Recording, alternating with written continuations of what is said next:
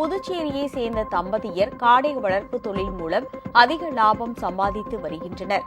காடை இறைச்சிக்கும் முட்டைக்கும் தற்போது தேவை அதிகரித்துள்ளதாக அவர்கள் தெரிவித்துள்ளனர். புதுச்சேரி லிங்காரெட்டி பாளையத்தை சேர்ந்தவர் கண்ணியப்பன்.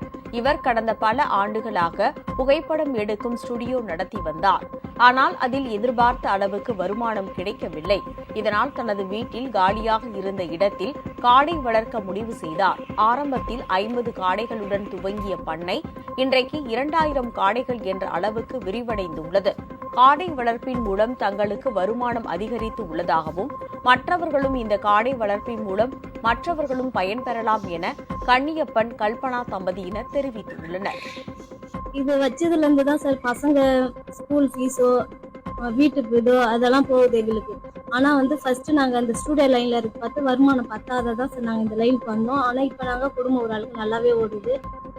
அது இல்லாத பசங்க முதல்ல வெளியில நிற்பாங்க, ஸ்கூல்ல ஃபீஸ் கட்டலைன்னுட்டு வெளியில நிற்பாங்க. இப்போ அந்த பிரச்சனை இல்லாத நல்லா இருக்கும்.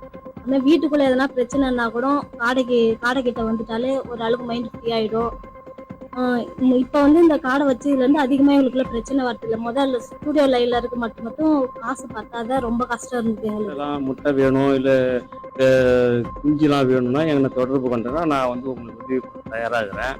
நிறைய பேர் தொழில் தெரியலன்னா கூட நம்மகிட்ட ஆலோசனை கேட்டால் நாங்கள் சொல்லி தொழில் எப்படி செய்யணும் எல்லாத்தையும் நாங்கள் சொல்ல தயாராகிறோம். நாங்கள் 2000 காடை வச்சுக்கிறோம். அதில் 1200 பெண் காடையும் 800 ஆண் காடையும் வச்சுக்கிறோம். சேர்ந்து முட்டையிடும். அந்த முட்டையை தான் நம்ம விற்பனை பண்ணிட்டு